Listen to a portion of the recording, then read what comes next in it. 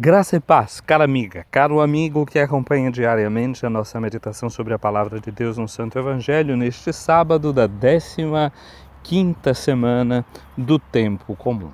Hoje nós temos o Evangelho de Mateus no capítulo 12, versículos de 14 a 21.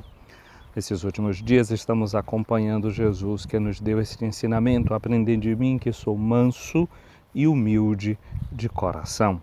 Ontem víamos que Jesus era criticado juntamente com seus discípulos, porque em um dia de sábado seus discípulos recolhiam espigas e Jesus nos ensinava concretamente como ser humildes de coração, como sermos simples de coração também. Manso e humilde de coração como ele. E vimos que a mansidão de Jesus não significava, diante de uma crítica, não acolhê-la e muito menos não enfrentá-la. Jesus enfrentou a crítica, nos mostrando como sermos mansos e humildes de coração. Não significa ficar calado ou omisso, mas ir até a raiz da questão, afrontando-a a partir da sua verdade. E ele fez isso afrontando a questão a partir das Sagradas Escrituras, que era conhecida dos fariseus que o criticavam. Hoje nós vemos qual é a consequência daquela posição de Jesus, que foi uma posição forte, que foi uma posição clara. Como é que reagem estes líderes do povo, os membros deste grupo? Assim diz-nos o texto do Evangelho de hoje: os fariseus saíram e fizeram um plano para matar Jesus. Mesmo que alguém seja simples de coração, mesmo que alguém seja manso, humilde, mesmo que uma pessoa se baseie na própria Sagrada Escritura para pautar o seu agir, o seu modo de ser, precisa contar com dificuldades. O fato de levarmos a palavra do Senhor como centro da nossa vida não é uma garantia de que teremos uma vida sem problemas. Muito pelo contrário, o enfrentamento verdadeiro vai nos levar a confrontos muitas vezes. E quem está do outro lado pode tomar exatamente essa decisão que tomaram estes fariseus. A decisão deles era eliminar Jesus. Tem pessoas que não sabem conviver com a diferença.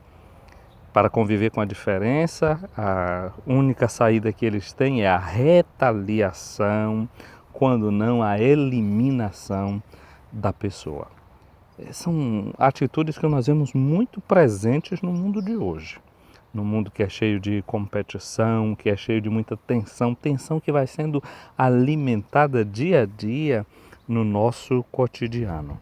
Saber conviver com a diferença. Jesus soube viver com a diferença, acolheu aquilo que os outros diziam, mas enfrentava também tudo isso. Esses fariseus não procedem deste modo. Jesus, quando soube da decisão dos fariseus de eliminá-lo, como é que ele reage?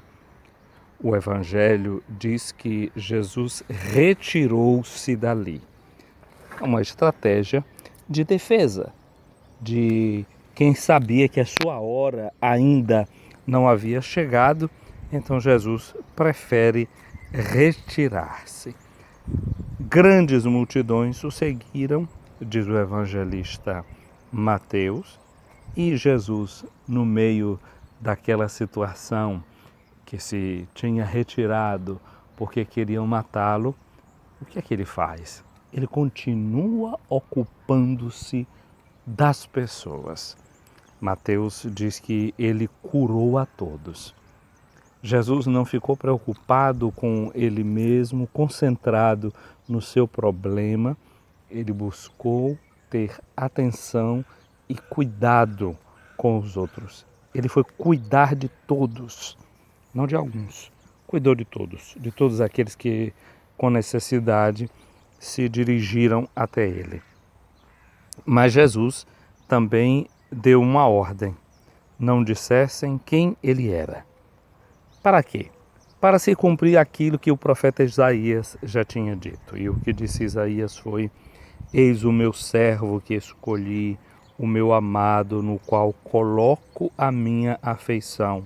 Porei sobre ele o meu espírito, e ele anunciará às nações o direito. São palavras que nós encontramos também como um ponto de referimento no dia do próprio batismo de Jesus.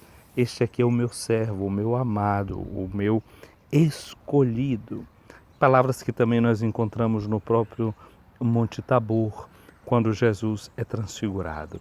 Portanto, batismo, transfiguração e missão na vida de Jesus é sempre a realização de uma mesma e idêntica profecia guiada pelo Espírito Santo. Porei sobre ele o meu Espírito, e ele anunciará às nações o direito. Ou seja, anunciará a justiça. Continua o texto citado do profeta Isaías: ele não discutirá, nem gritará, e ninguém ouvirá a sua voz nas praças. Não quebrará o caniço rachado, nem apagará o pavio que ainda fumega, até que faça triunfar o direito.